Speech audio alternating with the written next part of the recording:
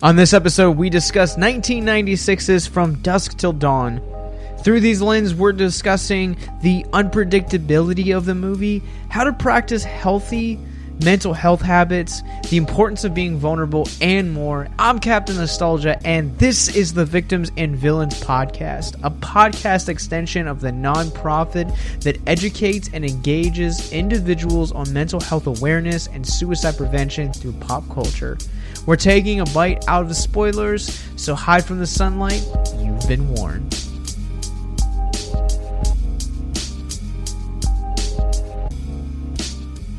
Alright, before we sink our teeth into some vampire spoilers for From Dusk Till Dawn, I want to tell you guys about this episode's sponsor. It is called The Star Draft, and they boast the question, do you always feel like you know the Oscar nominees before they're announced, or wish that you could share in Meryl Streep's Oscar glory? Well, now you can. Experience award seasons like never before. Sign up today to create or join a league at thestardraft.com. We'll have links in the show notes below. Please welcome back to the show, Miss Danny Ari, and always with me when it comes to these types of movies, Mr. Dan the Movie Man Rockwood. What's up, everyone? Hi. So, we're not talking about sharks this time. We're talking about vampires. Also bitey things. Yeah, so we were talking about this briefly before we started recording, but Dan, this was your first time watching this movie, and I just want to thank every single person that voted for this movie. When Dan and I were coming up with the theme that we wanted to throw to listeners this month, he pitched me the idea of January movies, and January is kind of this like weird, notorious time where studios just kind of dump movies that they've invested money into but don't really believe in. And oddly enough, this is one of the movies that kind of was a gem out of the graveyard. So, Dan, what did you think of this movie, man? So I'm really happy that this movie won. It's one that I had never seen, came out in 1996, so first time checking it out in 2021 now. I loved it. This movie was just so delightfully bizarre and fun and just so like gruesomely violent, like stomach churning, action. But there's a huge element of practical effects, which I love to see. Seeing a young George Clooney really in there before his career became what it was cool to see. And I had no idea about the cast of this film, so every new huge name person that you would recognize now was just super surprising for me. So it was a really good time, and one of my I'll put it up there, as far as vampire movies go, this is a really, really strong candidate for me. I have to say, this is probably one of the best vampire movies we've gotten within the last 30 years, period. I think when you're talking about the legacy, this movie definitely has gained a cult status since its original release in 1996. It spawned off 2 prequels, a video game series, a television series, which you can also stream right now on Netflix. The first 3 seasons. I believe there's only 3 seasons. But so here's some fun facts for you guys that you may not be aware of. The gentleman that plays Sex Machine in this is not an actor by trade. He's actually a special effects artist, and he has done I want to say first 3 Friday the 13th movies, but all of the special effects, practical effects that you see in a lot of 80s horror is that man. It's Tom Savini, and this movie actually was not allowed to play in Ireland when it came out. An Irish film censor board actually had said that this movie was not allowed to play in the country simply because the use of violence that's in this movie actually kind of may have caused PTSD, because so different different regions of countries have different film releases. So even though this released in January in the United States, it actually didn't release in Ireland until May. And right around this time that it actually had released in Ireland, it was in the wake of not one but two massacres in Dunplain and Port Arthur. So the Film Censor Board actually pulled it because of the violence. They didn't want to kind of wake up and shake up any memories of the massacres. They wanted to really let the families and victims kind of like grieve in peace. I think one of the biggest things that I found surprising about this movie was the cast and just how good it was. Both actors that I recognize from the 80s, like the daughter from National Lampoon's Christmas Vacation was in this. And then so many actors that you know today, George Clooney obviously being in there, and Quentin Tarantino having a co-starring role as well. And Danny Trejo, like a super young Danny Trejo is in this movie. And so every time someone came up, I was just so surprised, and that really made it was so delightful for me. And Danny, I don't know if you have any particular favorites or if there's anyone that really stood out for you, like as far as the cast goes. Oh my gosh, I love the brothers. Honestly, watching the two of them and like their dynamic between each other and how they react to other people and situations was just really interesting to me because they're so different. I feel like they sold the movie for me so well right from the start. And Josh, I know something that you've mentioned is that the opening of this movie is so good. God, the opening. Iconic. Oh, the opening. I totally forgot about how this movie starts off because I watched this movie for the first time about a year ago when my wife and I were really starting to pack up our old apartment where we used to live and kind of like we're transitioning into our new apartment.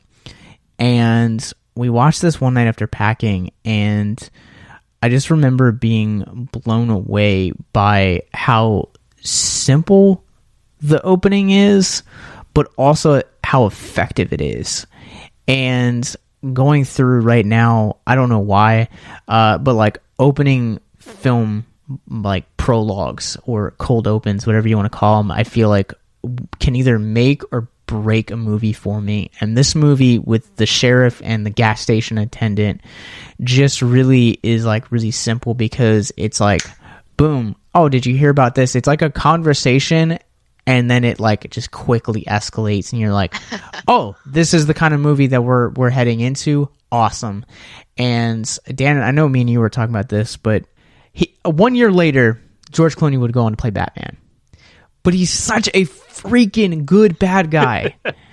So good as an antagonist. And I want to see more of him as an antagonist. And it makes me sad that the only other bad guy role that I can think of is the president that he plays in Spy Kids 3D, which is also a Robert Rodriguez movie. Yeah, I want to see more diversity from him because I feel like he's become such a meme-ified Hollywood icon at this point, whether it's being like the sexiest man alive or anything he shows up in. You're like, oh man, that's George Clooney. This was a movie where I felt like I was able to actually get past the Clooniness of everything that he does and be like, this is like, he's putting so much into this character, so much into the background and the relationship with his brother and their past crimes and just everything going on. Like, it was just so cool to see that. And I need to double check. This might predate him being on ER, which I know was really what helped launch him. If it doesn't predate it, it was definitely around that time. And I think when people were really starting to kind of recognize him for who he was. So it's really cool to see him now, all these years later, go back and look at some of his earlier work because it's really impressive. Plus, he looks so good with tattoos. Oh, yeah. Absolutely. Like when he pulls in the end when he takes his jacket off and you just kind of see the tribal, it's like, why does this man not have like more tattoos? Like, it just fits him so well. Yeah, it was so good for his character, and seeing Quentin Tarantino in that co-starring role, he plays like creepy and unhinged so well. Oh yeah. And there were so many moments where watching him, I was going back and forth between like, oh my God, this guy is a creep, and oh my God, this guy has like serious mental health issues. Like he needs help. Someone needs to assist him, and hasn't had access to that, and there's been no one there to really champion for him and be like, dude, like we got to talk about some of the stuff that you're doing. It's not okay. And this was just several years after Reservoir Dogs, which he directed and also co-starred in. And so it was cool to see kind of the development. We know him so well as a filmmaker now, so I really love seeing him behind the camera too. And we get to see some of his acting abilities there. Also, this is his follow-up to Pulp Fiction as well. And I just want to say that since we're kind of going into the mental health aspect of his character Richie, society really looks at us at our worst, and they look at us as what we've done, but not never who we can become. And his character is really interesting to kind of watch unfold, because he's a guy where his biggest vice is his sex addiction, but also the way that he like fixates on things. And so you have this dynamic between him and Clooney where he's a caring brother, but he also like, he can come across as like a bit of a dick, because like he is, tired, I guess, of like trying to like, continue to like foster and champion for him. And not really see any growth. And sometimes that can kind of be discouraging to go through. But another film example, and this is a deep cut that I don't know if either one of you have seen, but Twisted Sisters frontman Dee Snider in the 90s also did a movie, and it's called Strangeland.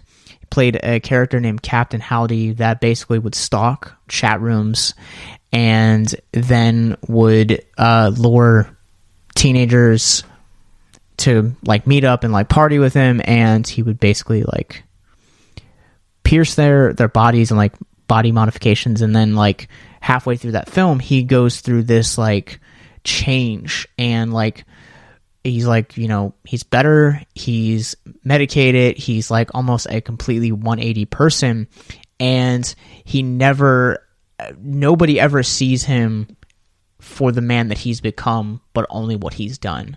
And largely, I think that that's what we really see here with Richie's character, and that's why I think that the dichotomy between Clooney and Tarantino is so important and so vital to this film when you're looking at it through the lens of mental health. Because you need that one person there to really champion your progress. Like we were just talking about a couple weeks ago in Shark Boy and Lava Girl, you need someone to really champion and hold you accountable to grow, to be the person that you can be. Yeah, I feel like a lot of people have a habit of judging people for the worst things they've ever done, and it's very easy to write off a character like Richie in that sense. But I do see there's some hope there, and when you get down past just all of the absurdity and the terrible things that he's done and the many murders that he's committed, I feel like there is someone there who, at the core of it, just loves his brother, wants to help his brother, help to break him out of jail, and they're trying to find a better life. And I think that if the events of this movie hadn't gone the way they had gone, maybe there could have been some form of a redemption arc for Richie at some point.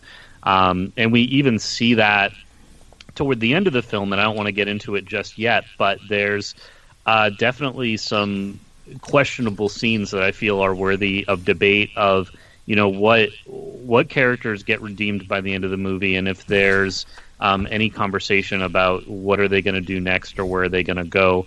Do they deserve that better life that they might get, or what? When we're looking at the just the way things go down through this movie from that opening scene, which Josh, you've said is so like incredible and iconic. There are a few movies out there that the opening, it just brings me in right away, and I'm locked for the rest of the movie. The Shawshank Redemption did that for me. American Beauty did that for me. And this movie, like, I was kind of zoning out a little bit between the conversation, and then all of a sudden George Clooney and Quentin Tarantino come out of nowhere with their guns and their hostages. And I was like, wait, where is this going? And then that whole shootout in the gas station, and it was just so incredible. And I was like, okay, like, I get these guys are criminals, but, like, I'm on board now. What's happening? Where are we going? Because I want to be there. Let's check it out. That scene was really good because the unnecessary, I guess, the shooting and the fire, and there's so much fire, things are exploding, and then the best part is the popcorn. Like, the popcorn just starts... Because this guy's on fire. He's shooting, he's screaming, and he's still on fire, and eventually he just gets to the ground, and then just popcorn popping. And it's unnecessary, but it's like this little piece that just makes it, it's just like the icing on the cake. It's such a great detail. It made me wish I had popcorn while I was watching it. My roommate said the same thing. I actually got popcorn after watching that scene. That's incredible. So that's awesome.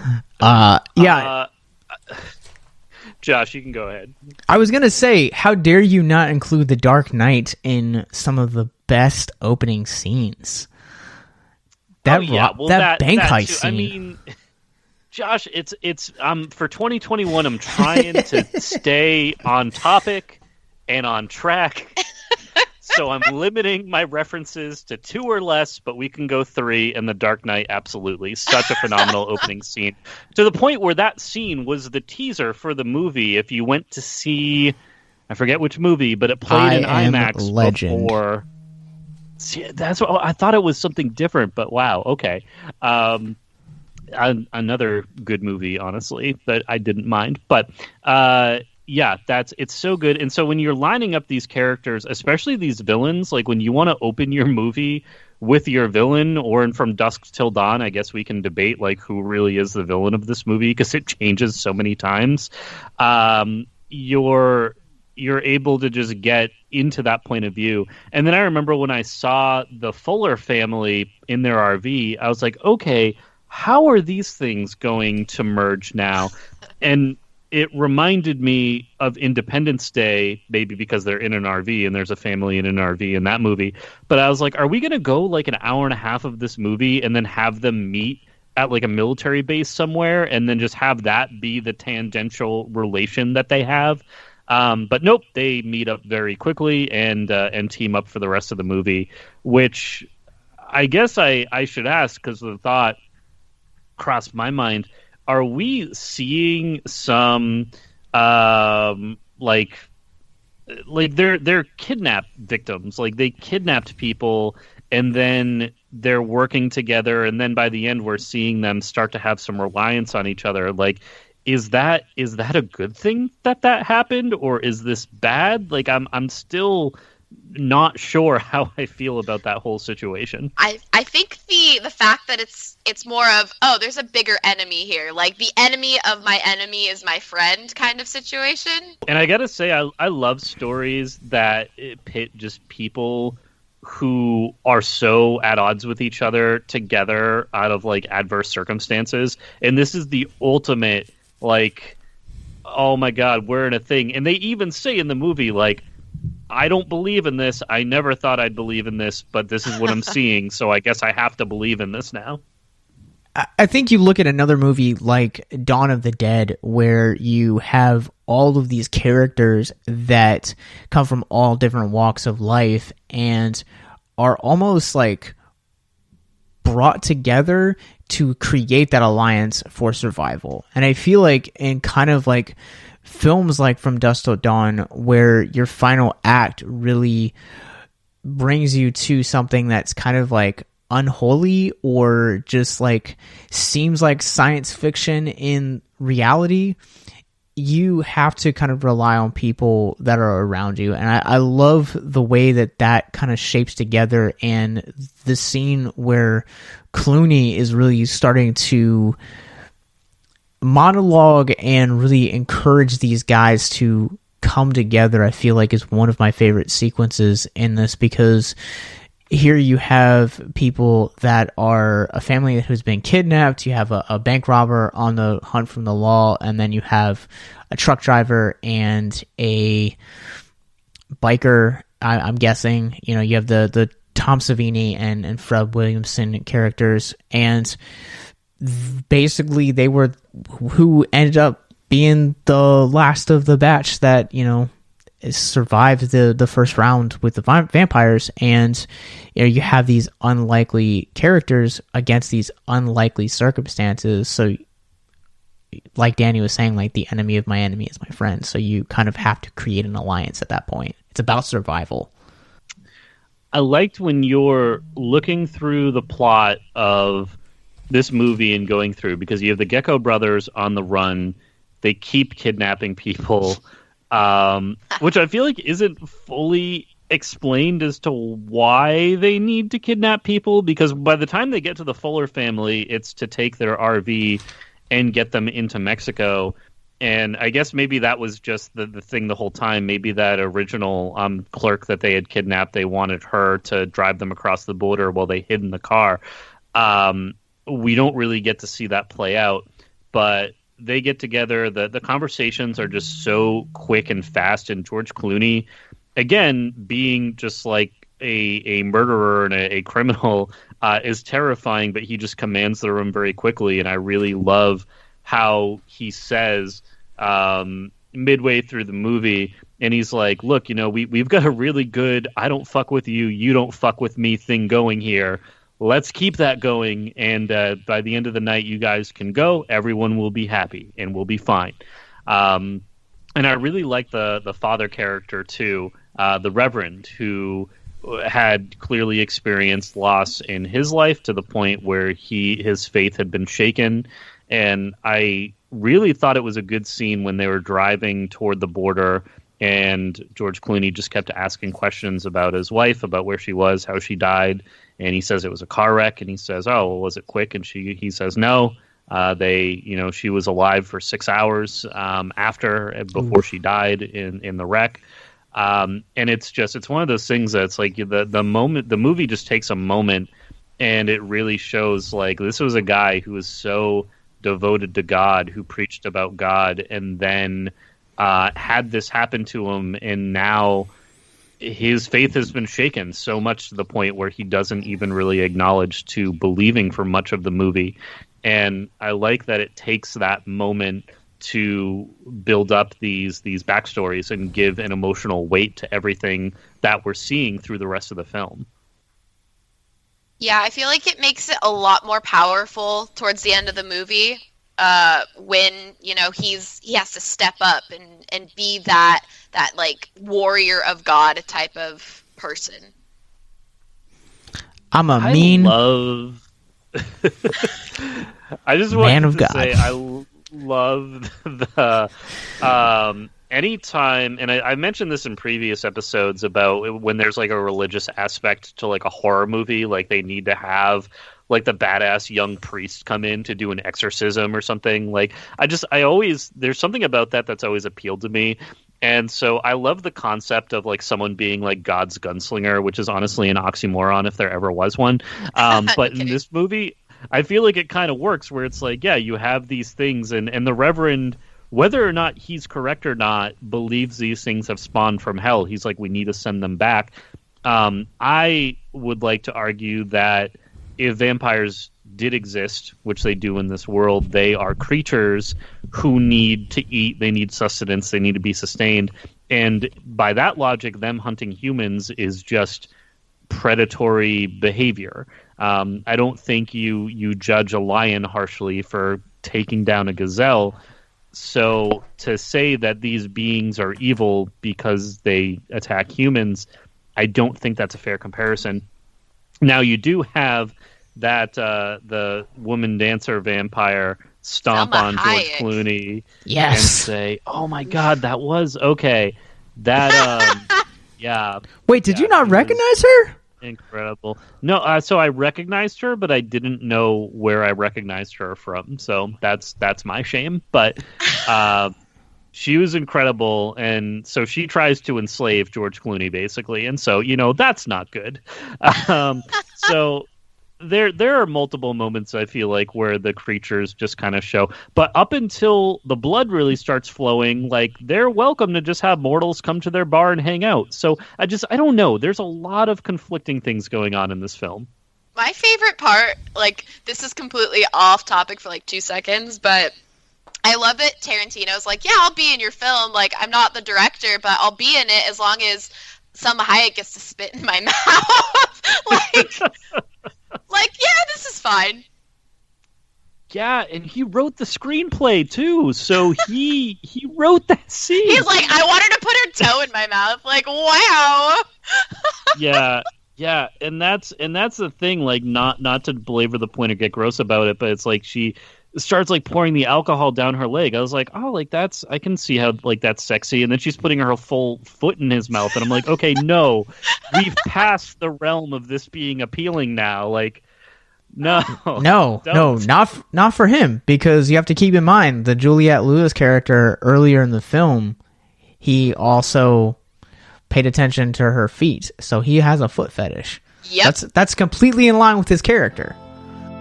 If you or someone you know is listening to this podcast right now and you're struggling with suicide, addiction, self-harm, or depression, we encourage you guys to please reach out.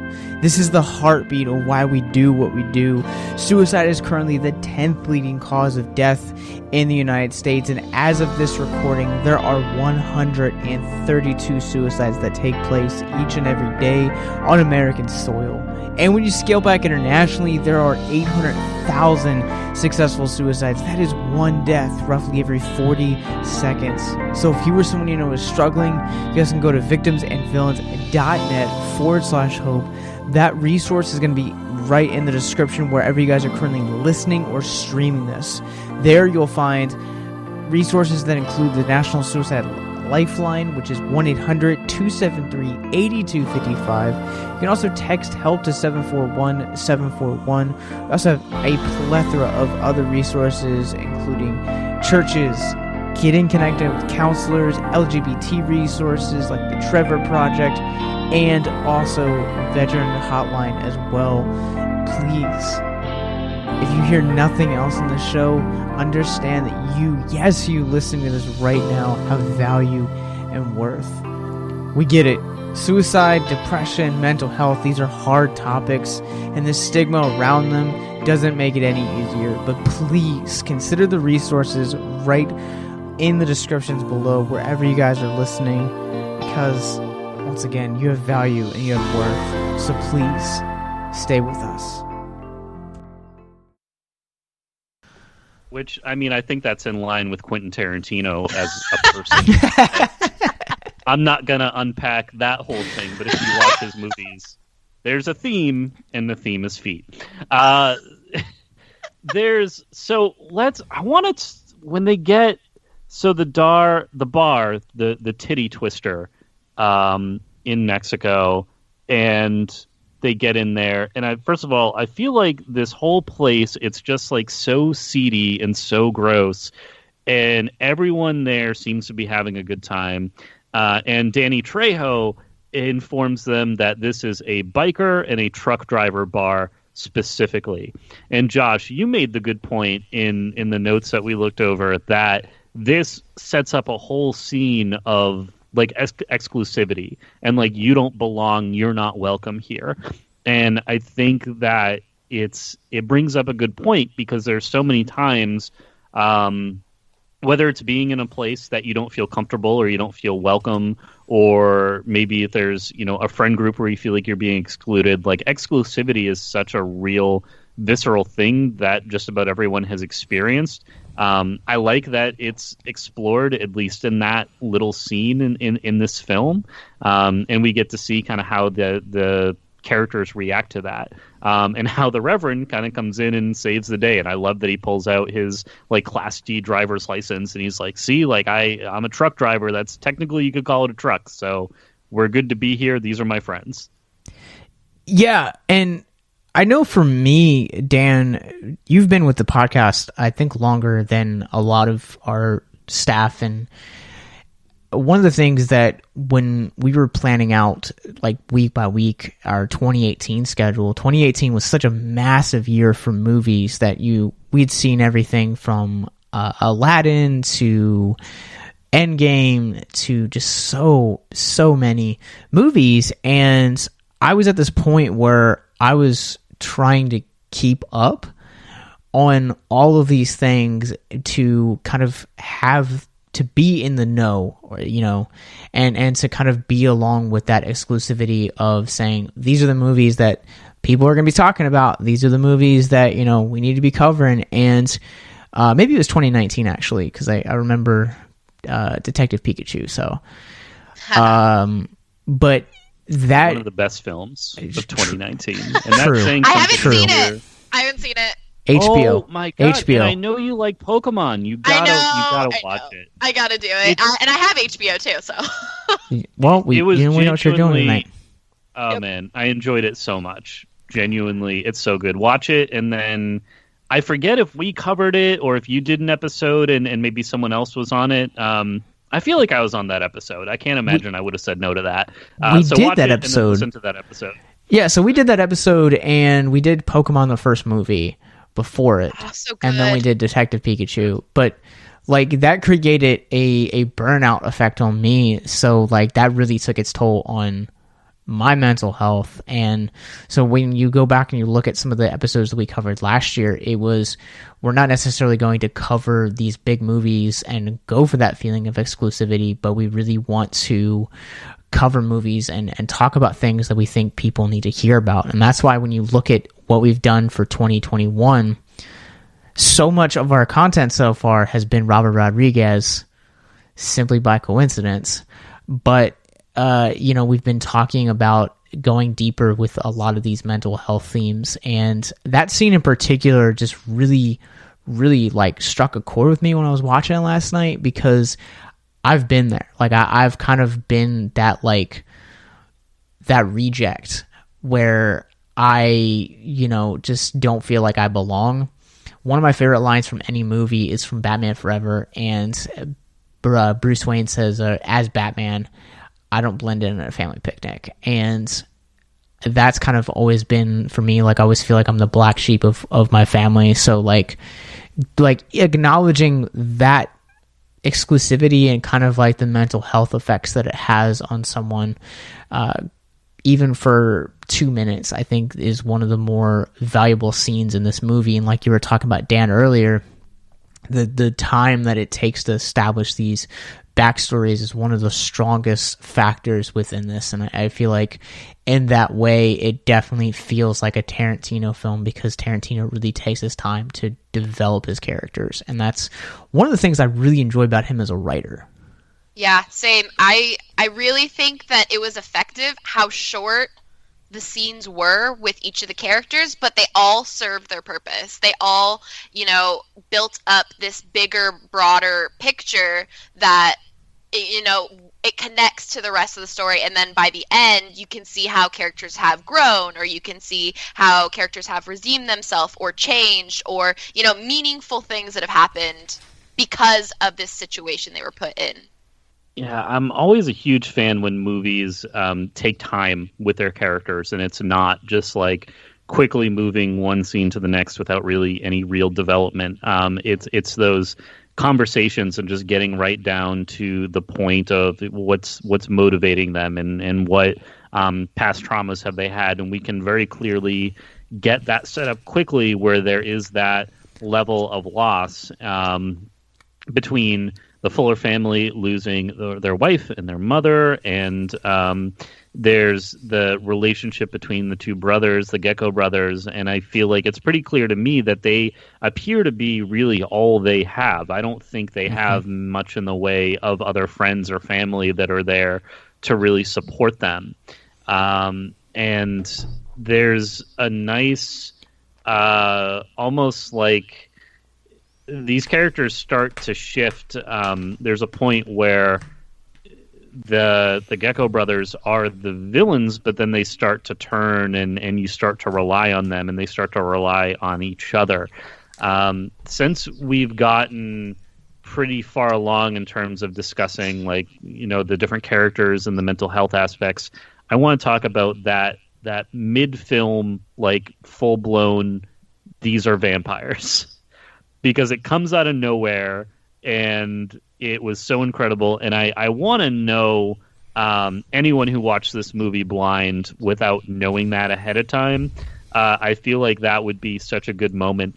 And it reminds me that my fiance mentioned, and I'm going to be kind of annoying because I'm probably not going to say it, but there's another movie that kind of does like a bait and switch on you like that.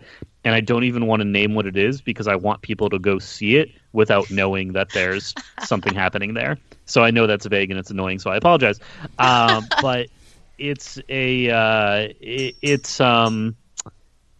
was just so like cool and incredible, and I really like the practical effects between the violence and the actual design of the vampires and everything that you were seeing.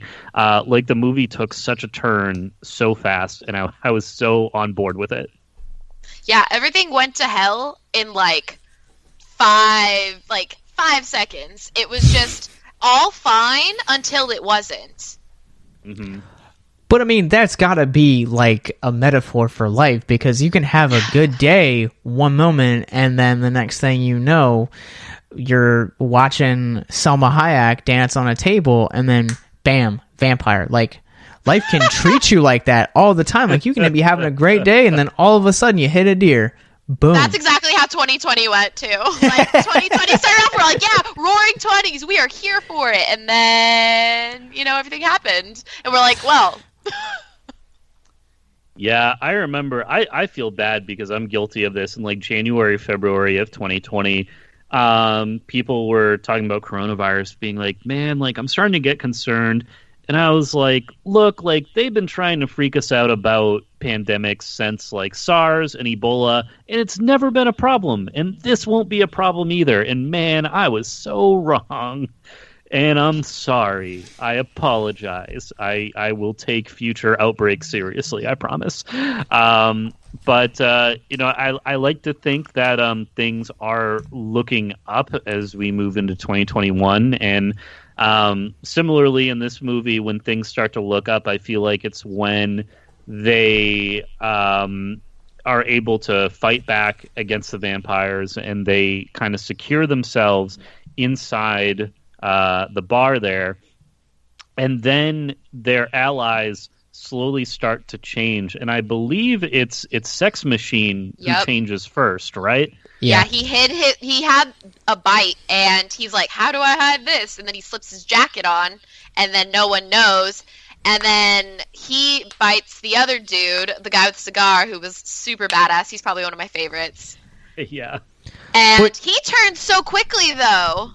That's one of the things that kind of bugged me about this movie was the rules of the universe.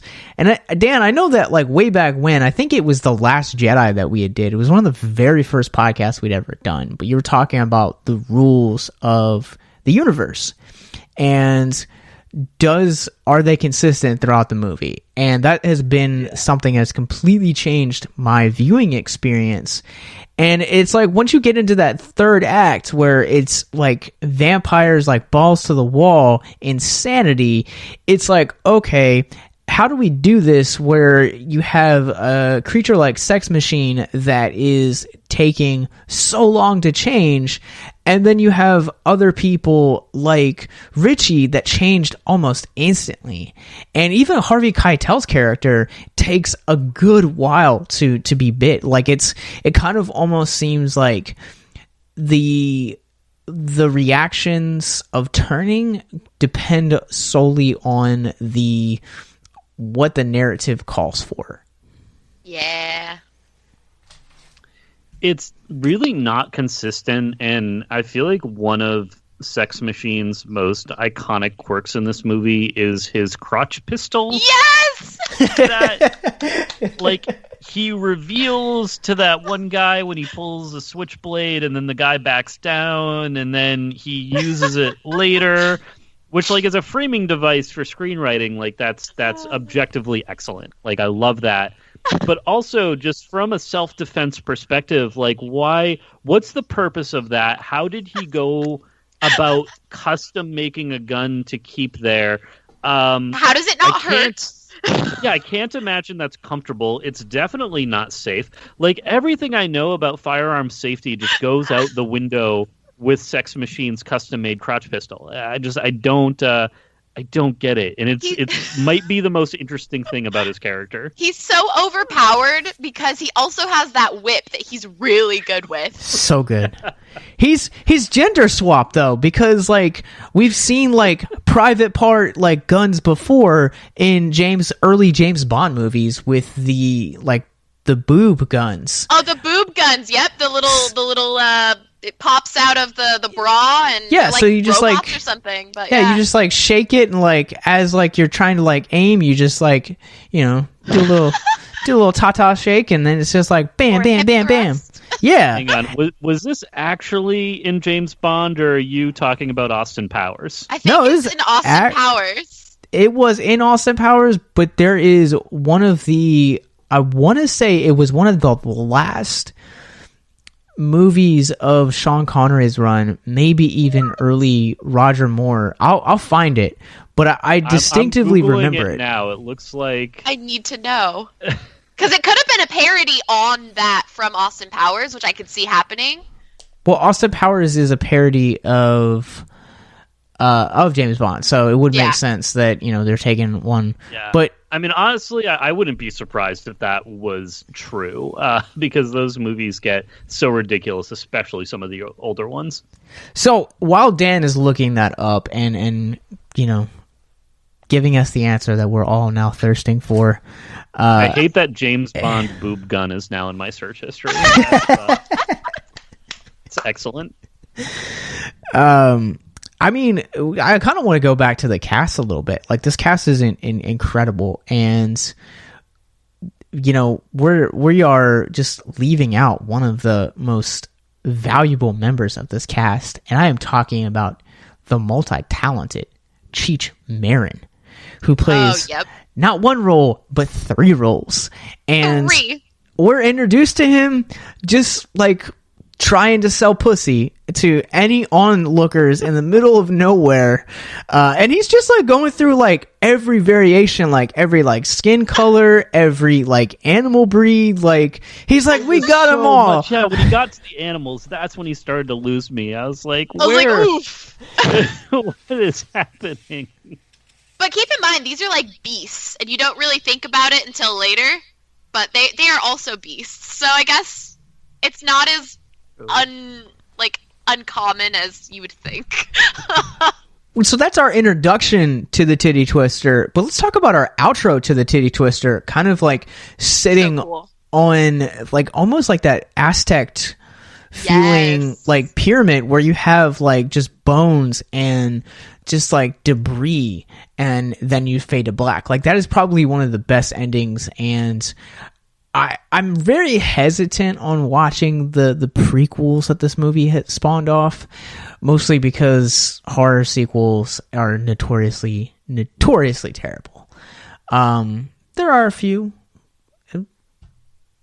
anomalies out there, but mostly terrible. But I just think that that's kind of like to show that as your last shot is so powerful, it's bold, it's beautiful, and it establishes a history, and it immediately kind of gives a really deep sense of conversation you had, similar to like, I know Inception's another great example, like did the top fall over or not, and if I just ruined the ending of Inception for you, I'm incredibly sorry, but the ending of this movie in particular like launches its own like series of questions that I think are just as valuable as what we see in the third act.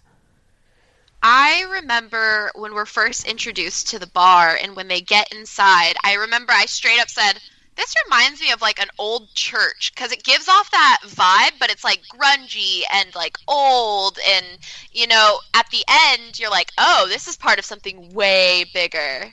So it makes sense with that whole like Aztec vibe, old, like what kind of style would that be? Like, I don't know, but I think I've tracked down the origin of the boob machine gun. If you are all interested.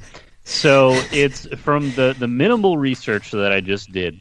It does not come from a James Bond movie specifically, but there is a scene in a 1965 Italian sci-fi film called The 10th Victim, in which the actress who plays her name is Ursula Andress, and she plays Honey Rider in the first James Bond film, Dr. No. So that's the connection there.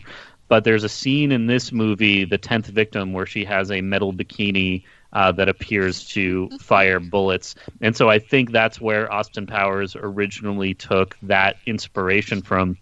Also, something I learned while looking at this, apparently there was a 1967 parody film called Casino Royale. That was a James Bond comedy. I didn't know this. I only know of the Daniel Craig Casino Royale and the Ian Fleming novel. So that's It's I have to go watch that. Yeah, so that Casino Royale is an interesting piece of the James Bond lore because it's very much like some enthusiasts will say that it's part of the canon and some will say it's not. So it's really interesting debate on like who you talk to about that one. But I know for a while those movies were on Pluto TV and also on Amazon Prime. I don't know if as of this recording if they're still there or not, but just throwing that out there. But Nice. I want to kind of like drift the conversation just a little bit away from boobs and guns. If you must. And I really want to kind of like talk about the themes that this movie provokes. And we talked about like Harvey Keitel's like loss of faith. Like it kind of almost mirrors like Father Karen's arc from The Exorcist, where you have a guy that is, just experienced loss. And so he's like now like his faith is like a kind of like shaken up. And so he's like really tested throughout the film until he's kind of like brought against a supernatural being. But, Dan, you put in your notes the notes we shared, the faith getting through like his loss and like how his entire character arc throughout the entire course of this film is like trying to kind of like recapture that one thing that he always had kind of like been like this rock and this like staple for his mental health. And I think that is such an important factor, and maybe it's not, maybe for someone listening to this right now, like it doesn't have to necessarily be faith. I think for me, I would hope it would, but that's just my personal preference. But that has kind of been a rock for me, has been, being able to like turn to a community that believes the same thing that I do and, operates in the same way that I do. I feel like has really enabled me to kind of like harden my faith and like really solidify it as a foundation for everything I do. And it's really interesting to kind of talk to people about faith. But I think that as long as you have a cornerstone for something that's going to get you through a day of mental health, because we were talking about it earlier, but life can just, throw curveballs to you all the time, similarly to the way that this movie starts off as a bank heist, then a kidnapping movie, then it, turns into a vampire horror movie.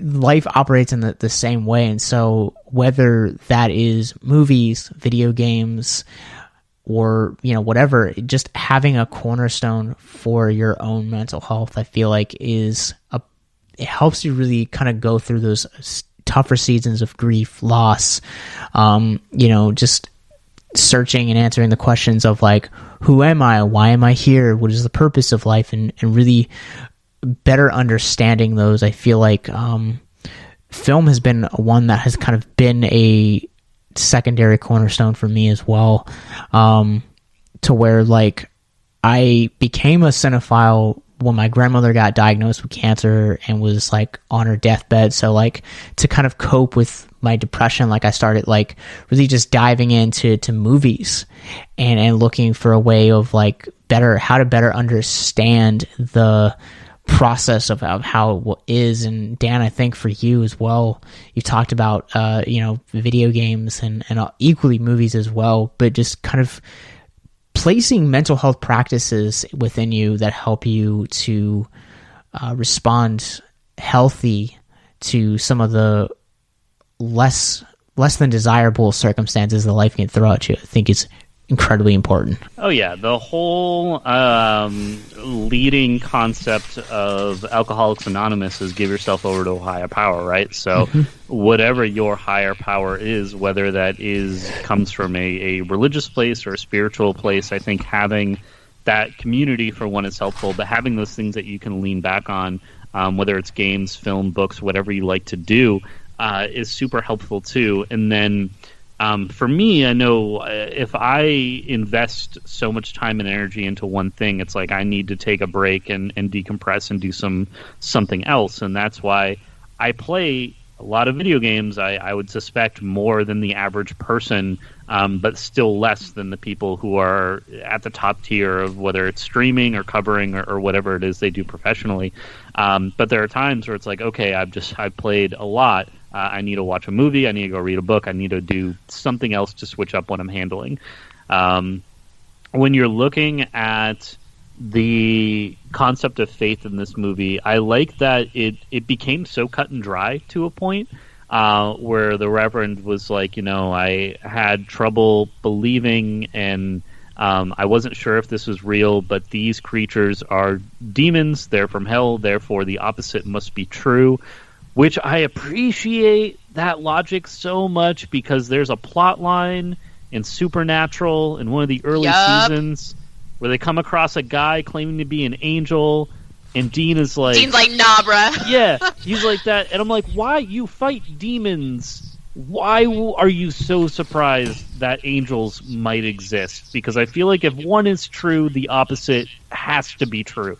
That's just how the supernatural world would work from my mind.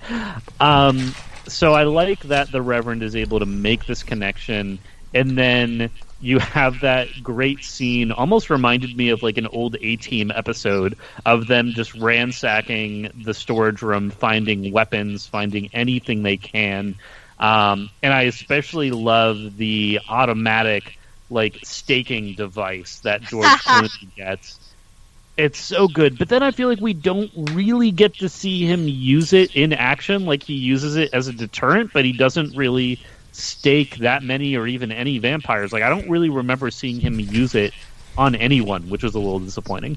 But I think looking at all of the different weapons and things that they're able to come up with, and you see the Reverend like blessing the water and the super soaker and stuff. Do either of you, like, was there any one that stood out where you're like, oh, like that's a really cool idea against vampires, or were you just like entranced by that scene as a whole, and then they go out and they just battle them all? The whole scene in itself is just incredible, not just because of the weapons, but because of the humor that's sprinkled into this like important scene. Like there is like earlier with the popcorn, they kind of sprinkle in humor with this, very vivid, very kind of almost grotesque situation. Like there was a guy on fire, popcorn, let's add popcorn. Or this thing, people are dying, people are being beheaded, their heads flying. Where are they coming from? We don't know. There's just heads everywhere. And then there's the guy with the corpse guitar, which is my favorite piece in the entire movie. It's incredible. It's just like a leg pushed through the torso and a head, and this guy's just playing it in the background. This band is just going as all this chaos is going on, and it's incredible. And I think the entire scene just had me like sitting there. I couldn't even tell you what I appreciate the most, other than just that guitar was incredible. But the weapons were great too. I think that for band transitioned so quickly too, from just being a normal band to playing the torso guitar. Yeah, I know. I think for me, my favorite weapon that is used in this entire movie is the shotgun cross that Harvey Keitel uses. Like, just the way that that's shot, first off, is amazing. And second, the way that is just used is one of the coolest parts in this. And then I think equally too, there's a scene, some of the other like gags that this film has are really well done in the final climactic battle, where you have Harvey Keitel is literally he's just had holy water splashed on him after he's turned, and half of his face is just gone. Oh my god, that's gotta be brutal for your kid to see though. Like, this is your father, and his, not only is he a vampire, but he's a half-melted vampire, and you can see, like, half his, like, what's left of his brain and, like, the goo. Oh, God. Yeah, I absolutely love so shocking. That sequence. And then the sequence that follows where his son is, like, just, like, being, like, eaten. Every orifice is just being eaten by the vampires, and his sister has to kill him. Just that sheer, like, how grand of a scale something like that scene is, like, shot, but, like, how intimate it is at the same time is extraordinary. How would you guys like to help us get mental health resources into schools, conventions, and other events? Well, now you can. Simply go to patreon.com/victims and villains for as little as $1 a month. You guys can help us get mental health resources into current and upcoming generations, educate and break down stigma surrounding mental health, suicide, and depression. And you get exclusive content that you can't get anywhere else. And you guys can tell us which Nicolas Cage movie you want us to cover, and we'll do it. All it takes to get started is to go to patreon.com/victims and villains, or simply click the link in the episode description wherever you guys are currently listening or streaming this episode. Pick your tier and get started today. Yes, it's that simple. So quickly select the tier that you want and help us get hope into the hands of the depressed and the suicidal today.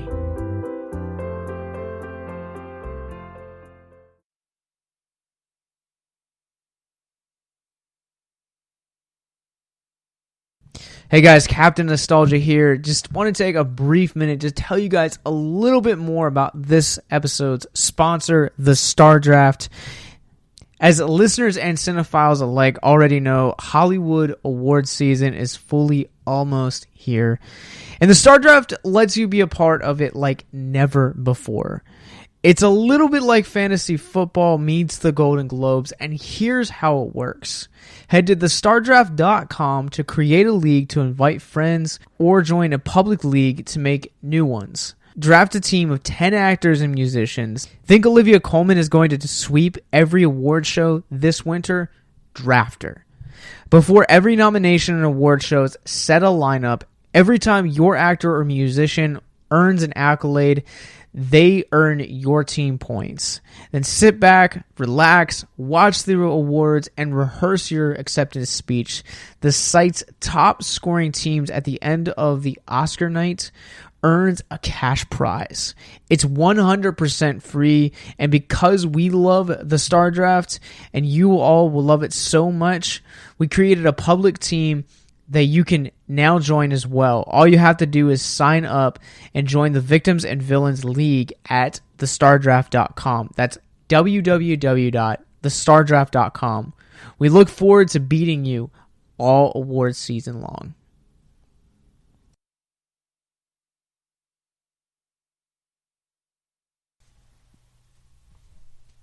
Oh yeah, and having mentioning the shotgun cross that the Reverend uses, having fired a shotgun, the amount of recoil there is, I just don't think that's practical the way he's holding it, and just it would be incredibly uncomfortable at the very least Not to just fire that, like that. but also like just unless that thing is oiled and in pristine condition, which I'm not sure it is because you know where they're at, what they're doing, how long has it been sitting, like pulling it back, it would take a lot more, I feel like, pressure than it looks like it takes, just from a realistic standpoint. Yeah, we'll have to do a side episode sometime on proper shotgun maintenance and firing and mechanisms. Yeah, don't even get me started with the shotgun things, because Supernatural and the way they throw loaded shotguns in trunks without them going off just irks me, but yes. Also, just want to throw that out there. Early in The Rock's career, he had a movie called The Rundown, and the whole thing of his like characters that he didn't use guns until the grand finale, where he's just like cocking them underneath his like arms, and it's awesome. So gun physics do not exist in the world of movies except for documentaries. Dude, but when The Rock does it, like, I think that might just be how he handles shotguns. His biceps are so huge, he could probably handle them. We should cover The Rundown at some point, because that is an underrepresented film in The Rock's filmography. I haven't seen it. Bro, I'm about it. You All right. gotta. All right, so you guys are hearing this exclusively right now, listeners. Danny's next episode is going to be The Rundown. I love that movie. It is one of the underlining gems in The Rock's filmography.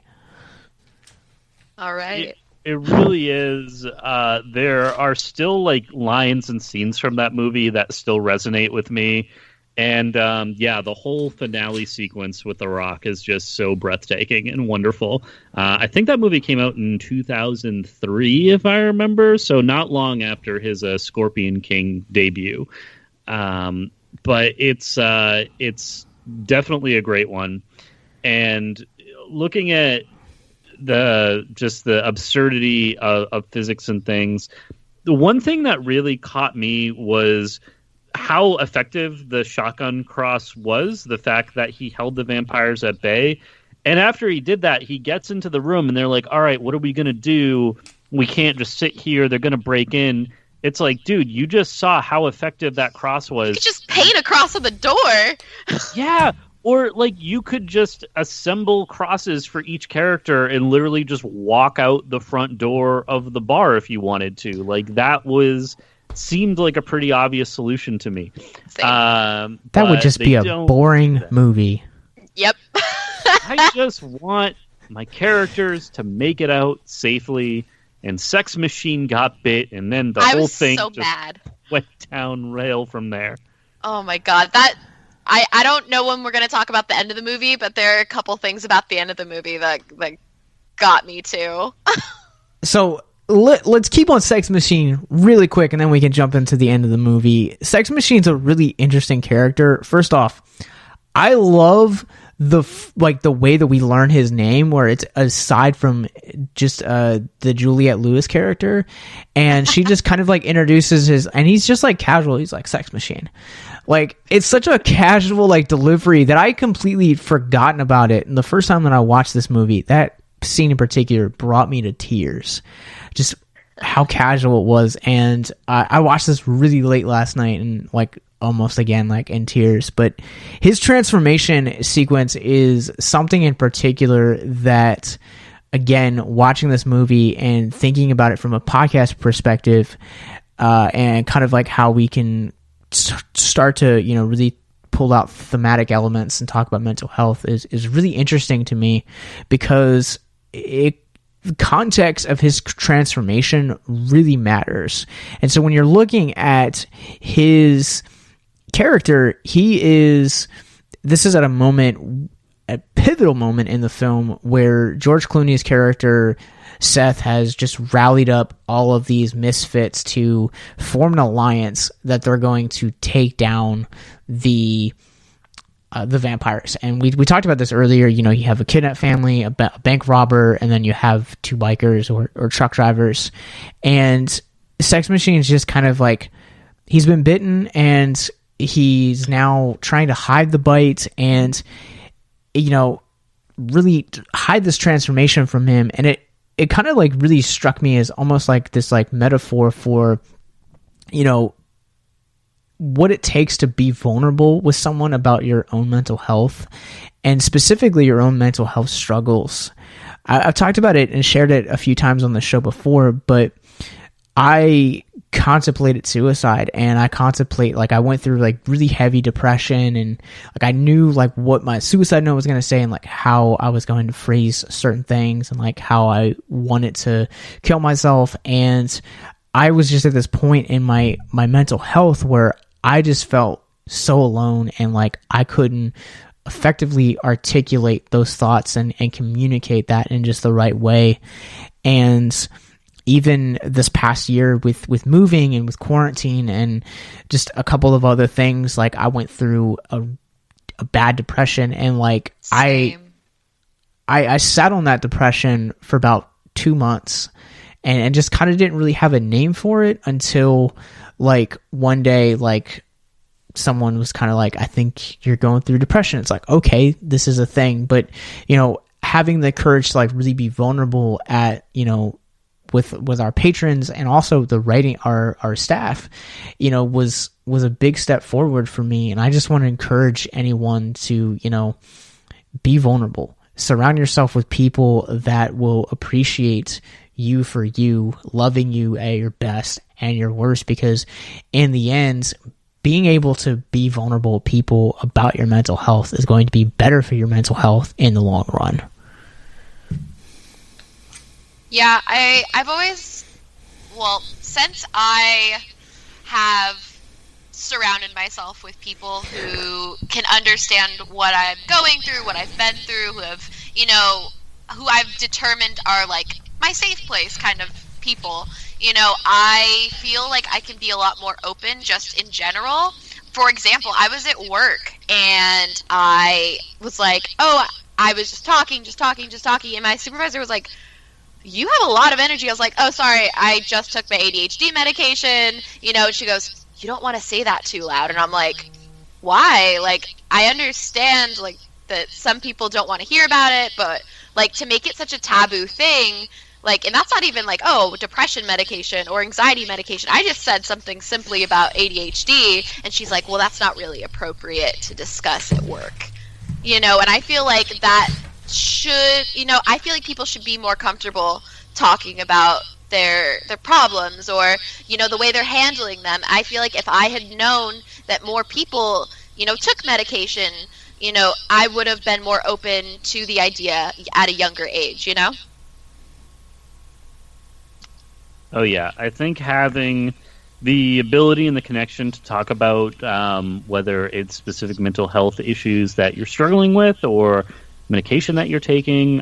One thing that I do think we've had really good strides in over the past decade, I think really since our generation has started to come up into an actual like productive adult working force, is the concept of therapy. I feel like so many people are very, very more open now with seeing a therapist or going to therapy, and it's something that you can say, and it's not stigmatized, and people very rarely, at least on my end of things, and I'm in a fairly liberal state in fairness, but it's it's like, you never get why are you going, why are you talking, who are you seeing, and we've been especially when I was in high school, it was really put on pretty importantly by some teachers of you go to a doctor, your primary care every year for a physical checkup. Why wouldn't you do the same thing mentally and just check in and just have someone that you can talk to and really try to get to the bottom if there's some things that are bothering you.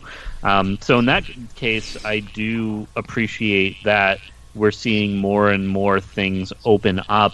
That being said, I know that there are parts of the country and the world, and especially when you scale down into families, there are people who are uncomfortable opening up about things that they're feeling. There are people who feel that they don't have places they can go.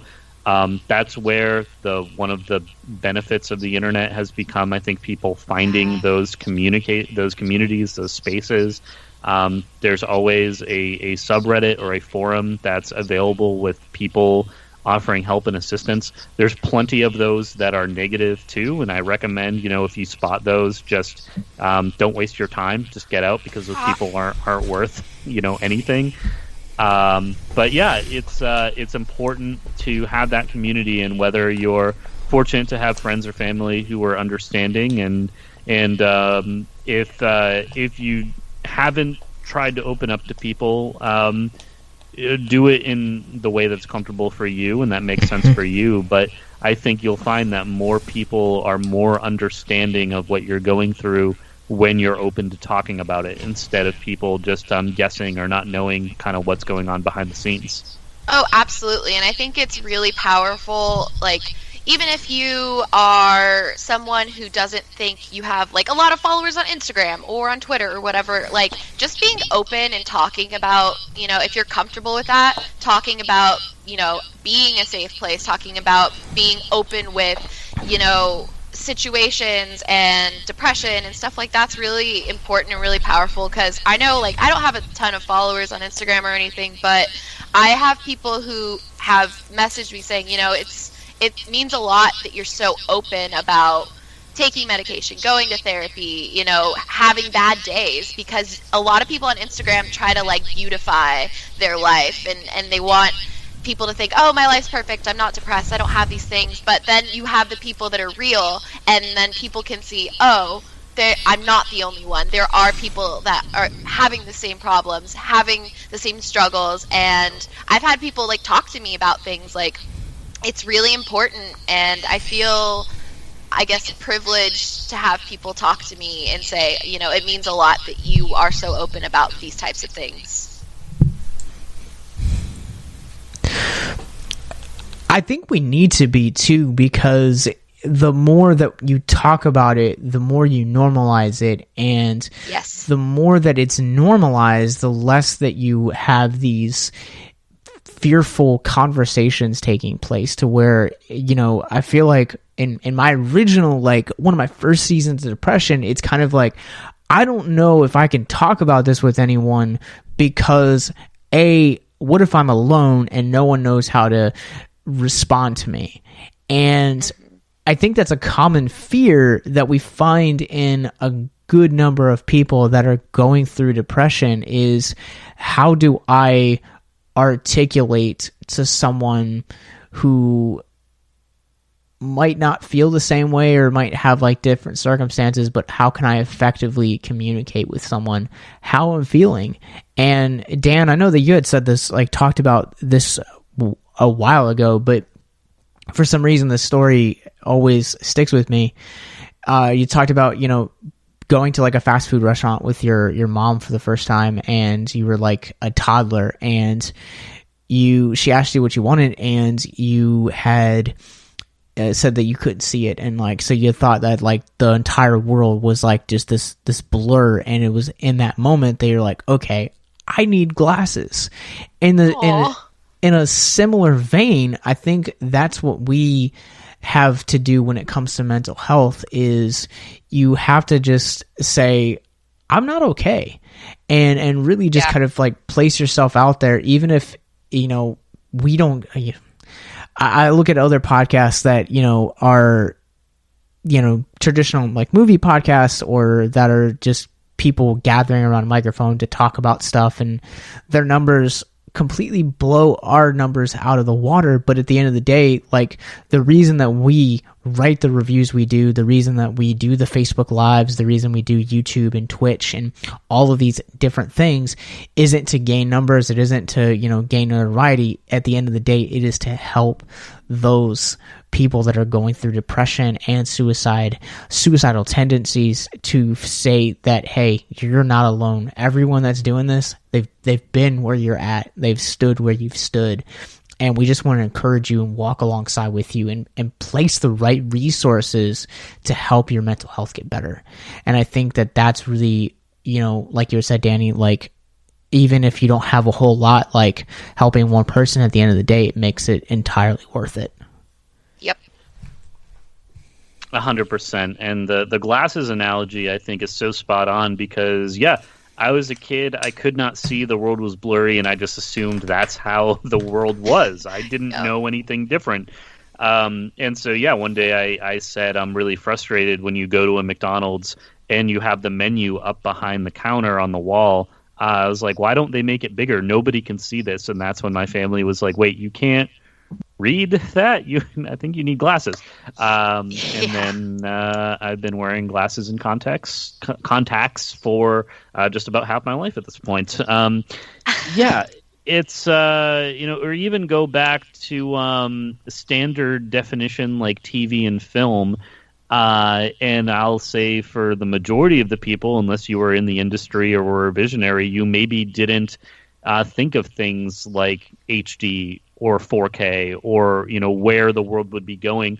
And it's like if you didn't know that there was something better out there. You didn't know that there was a way to get around the obstacle because you didn't even perceive that there was one. And that's where it's so complicated and why I try to keep things in mind that when you're progressing or doing something, it's like any progress should be celebrated, and I don't think anyone should make you feel bad about that, and if they do, they are so not worth your time. Basically, you want to be like the characters in this movie, constantly moving forward, and just about every character here, I guess the kids are fairly innocent, but most of these characters have stumbled, they've committed crimes, they've done horrible things, but they are able to come together and move forward. And I do think by the very end of the movie, when it's just George Clooney and the daughter left, and this is where one of the scenes that I thought was most interesting, because she asked to go with him. He kidnapped her a day ago. This is exactly what I was, same. And so I want to talk about that because I have so many mixed emotions. And Danny, I really want your point of view on this of like, what's going on? What's the mental state of this girl? And I'm happy George Clooney was able to be the adult and be like, you don't want to come with me. Don't. But yeah, it was just very unsettling. Okay, so I'm going to jump back just to the beginning for a certain scene that I caught. When she first sees George Clooney's character, she's like, this guy is creepy, but she fixes her hair. And I don't know if that was written into the script or if she did it as the actress, like an acting choice, but it's like some subconscious, oh, he's creepy, and she like fixes her hair. And that kind of clues you in, like, interesting. Because at the end of the movie, this guy kidnapped her family who died because of him and his brother. And she's like, can I go with you? And I'm like, ooh, that's not healthy. And I mean, she doesn't have anyone either. She probably doesn't know how to drive this big vehicle. I mean, she doesn't have a special license. I don't know how to drive that kind of a vehicle. But like, he does step up and he is the bigger dude, but he goes, I'm sorry, because he realizes, I screwed this girl's entire life up just now. And the thing that gets me is that she goes, me too. What is she sorry for? Like, I get that she's sorry for his situation. He lost his brother, whatever. But she's an innocent in all of this. And that's what kind of struck me is, I feel like there's something unhealthy under the surface there. I mean, are we seeing textbook Stockholm Syndrome, or are we seeing something beyond once characters go through a life and death struggle like this? Maybe there's a connection that we just don't know. But I bonded. Yeah. And I love how protective, from my perspective, in a not creepy way, that George Clooney gets, because when he's yelling at his contact at the end of the movie, first of all, he's like, why did you pick this place? And the guy was like, well, I've never been here. One place is as good as any, so, why not? And George Clooney just goes off on him, and he's like, my brother is gone. And then he points to her, and he's Yep. like, her entire family is gone. And in that moment, I was like, oh, wow, like, this guy is so fired up, like, so... Like, I think he genuinely cares, and he's so mad, because he recognizes, like, these people didn't need to die, and they did, and there was, like, nothing he could do about it. He couldn't stop it. And it sucked. Like, it was not a good situation. And so... I mean, is this a happy ending to this movie? Is it just an ending? Like, I don't know. I feel like the ending, you know, I saw a meme recently and they're like, 2020 is finally over. Is this a happy ending or a sad ending? And they're like, it's an ending. And I think that's enough because I don't feel that like really, I thought about that actually when this movie ended. And I'm like, I don't know how I feel about the ending because it's not necessarily happy, but it's, you know, not sad. They did survive, and you know, they're parting their separate ways. He did, you know, it was kind of bittersweet, like, oh, like I'm bad for you, like don't stick around, you need to go, and they separate. So I feel like it's an ending, and that's enough. It reminds me of 2016 was the last like really difficult year that I remember, and I know it was for a lot of people. And for me, in addition to all of the celebrity deaths that we went through and just everything else going on that year, my fiance and I, our cat Phoenix had passed away that year, and that was unbelievably difficult and just so sad. And then after, we adopted our two new cats, Finn and Poe, who are so great, and you know, we love them every day, of course, and they're phenomenal. And so I said at one point to one of my coworkers, like, I can't decide if 2016 was the worst year of my life because we lost Phoenix, or if it was the best year of my life because we found our two new cats and they're amazing. Like, I don't know how to square that in my mind. And her response was like, well, that's just life. Like, there is no, it was the best or it was the worst. It's just, it was a year. It existed. Like, it was a thing that you go through, and you'll find that that's true, I think, of most situations, of the good and the bad. And you find this in this movie too, where there's clearly a lot of bad, but I do think that there is a resemblance of good that comes out of it with maybe, I don't know what lessons are learned necessarily, but at least there's an idea of independence, or this girl now has to live the rest of her life with the knowledge that vampires exist. Yeah, and no is kidding. Is she going to think about that, like, every time she goes into a bar? Like, show me the sequel where she becomes, like, a vampire hunter. That's one that I would like to see. Like some supernatural type of, you know, like, origin story. My whole family's dead. Time to take it out on the monsters of the world kind of thing. Also, there was one just small moment in this movie, but the outright racism that George Clooney showcases at one point. Oh my gosh, yes.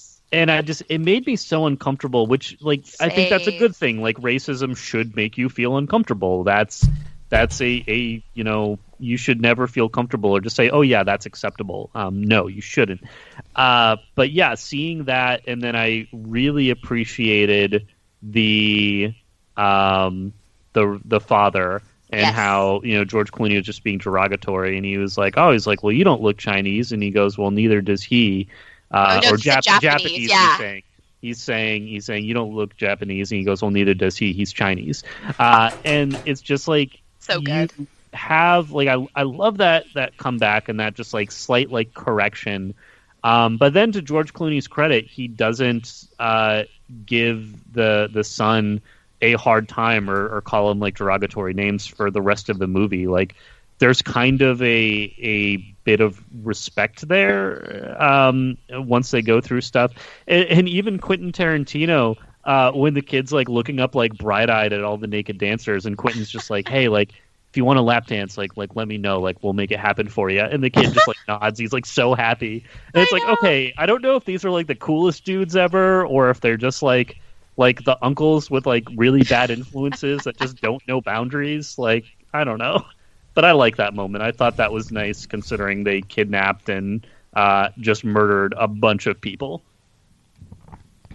Absolutely.